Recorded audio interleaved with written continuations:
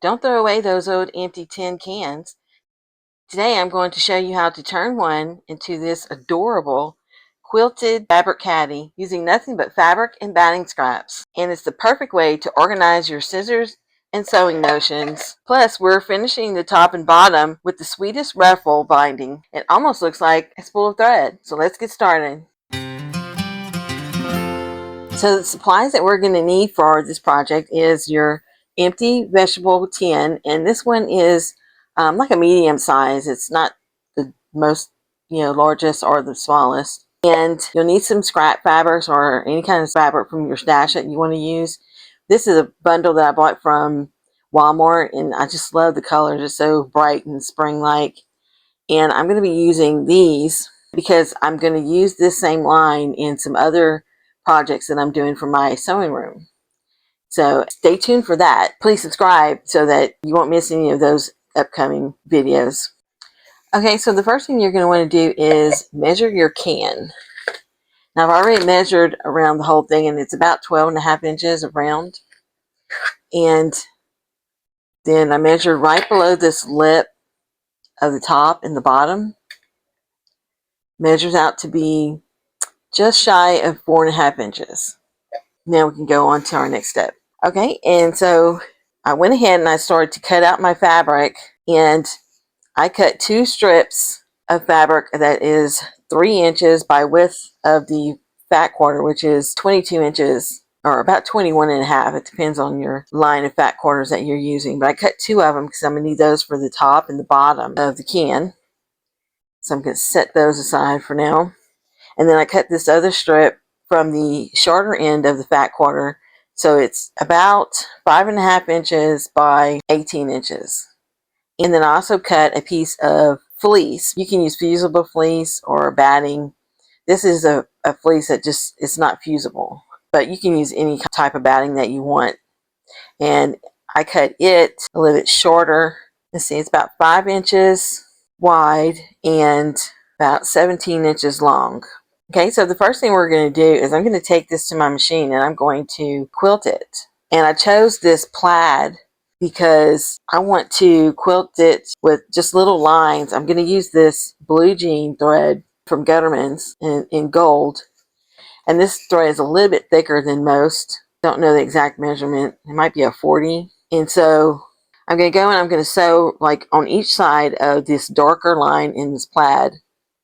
And I'm just going to do straight lines all the way down. I'm not going to crisscross it, cross hatch or anything. My stitches are to pop out, really well. So I'm going to do that, and then we'll go on to the next step.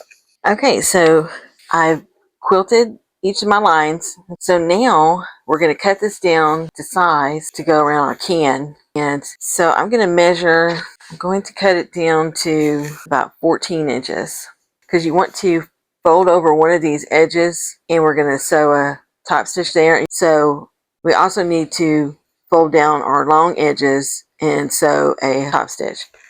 Before I do that, I'm going to measure this again. We know we want the finishing height to be 4.5 inches. So at 5.5, okay, this is good. I'm going to cut some of this extra batting off the edge so that we can get the precise size. And remember to only cut the batting part.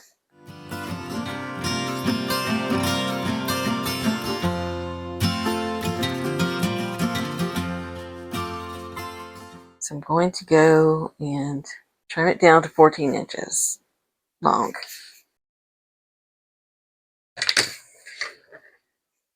Okay, and then I'm going to turn this edge over.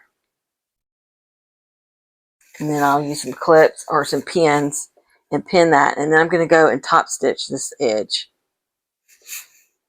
Okay, so I've top stitched this edge. And then I turned over the fabric to hem each of the long edges, and I'm going to top stitch here as well. And then I measured it out, and it's 4.5, so it should fit the inside edges of my can. Okay, so we have our inside panel all ready to go. And remember, I left the one end a raw edge, and the other one I top stitched. That way, we're going to overlap it just a little bit when we wrap it around the can. And so it'll show the finished edge over the raw edge. Okay, and I'm just going to test this real quick. Make sure it's good. It looks good. Okay. So we'll set this one aside and we'll work on the top and the bottom. Okay, now remember I cut these at 21.5 to 22 inches, whatever the width of your back quarter is. But you can use yardage for this if you need to. Okay, so I'm going to take my strip and I'm going to fold one end about 1/4 inch. And I'm going to top stitch that. A couple of clips, or you can put a pin. And I'm going to sew this top stitch here and leave the other edge raw. And I'm going to do the same thing with my other strip. Okay, so I've top stitched my edges and we're just going to fold them over longwise like this. You can stick a clip on the end to hold it. And then you'll take it to the machine and you're going to sew a long basting stitch all on the edge, about 1/4 inch away from the edge of your ends here.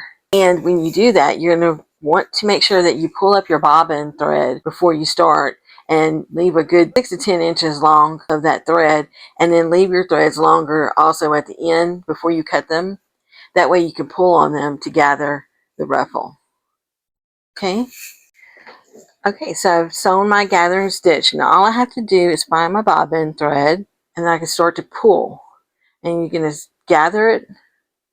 And all you want to do is gather it till it equals about 1 inch longer than what the diameter of the can will be. So we're going to tuck in the raw edge of our ruffle into the one that we top stitched, the end that we top stitched.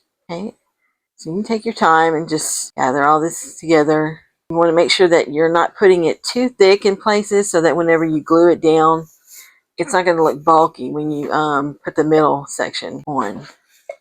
It's starting to come together. Okay. And you can go and start pulling on the other end too to help gather that in. And my bobbin thread is a gray color and the top is the like navy blue, so that way I could tell which thread was my bobbin thread. So I'm going to do that to both the top and the bottom ruffle. Okay, and once you've got it the size that you want it, you just go and you take your threads here at the end and separate them, and you could tie them into a couple of knots, and that's going to hold it so that the ruffle will stay. Okay, and then you can cut that thread off. I'm going to finish this up and I'll finish the bottom one as well, and then we can hot glue them onto our can. Okay, so now we're going to glue the ruffles onto our can, and I'm just going to use this seam on here as my guide, and I'm going to glue the edge that is top stitched first. And I'm going to go down about 1/4 inch underneath this lip and start right there. Put a little dab of glue, and then I just want to go around making sure that I get it evenly the same around the whole can. Once you've got a little section on there, it gets a little bit easier. So I'm going to do this last section. I'm going to make sure that I can go right inside this. I'm going to open up the end that I sewed the top stitch, and I want to make sure that I put this other edge right inside that opening. So for the bottom, you can just turn this upside down, find that seam again, and then you're going to do the same thing, glue it about 1/4 inch down that edge. So now that we have the top and bottom ruffle ready, all we have to do is go in and put our inside panel onto our can and glue it. Okay, so I'm going to start with gluing the raw edge end of our panel on this seam. So I'm just going to put a generous amount of glue here along that line. Making sure we cover the raw edges of our bottoms of our ruffle.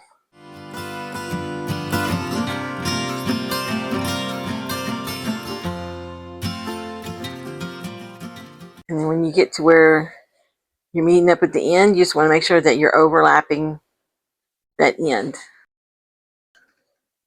Okay, and here's our can wrapped up, made nice and pretty to look like a spool of thread.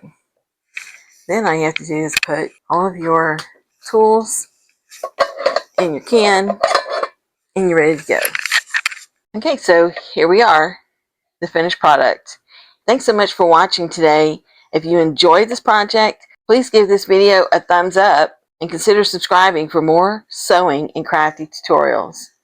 And if you enjoy turning simple items into something useful, click on the video coming up here at the end, where I show you how to turn a kitchen towel and fat quarter into an adorable apron. That's it for now. See you in the next one.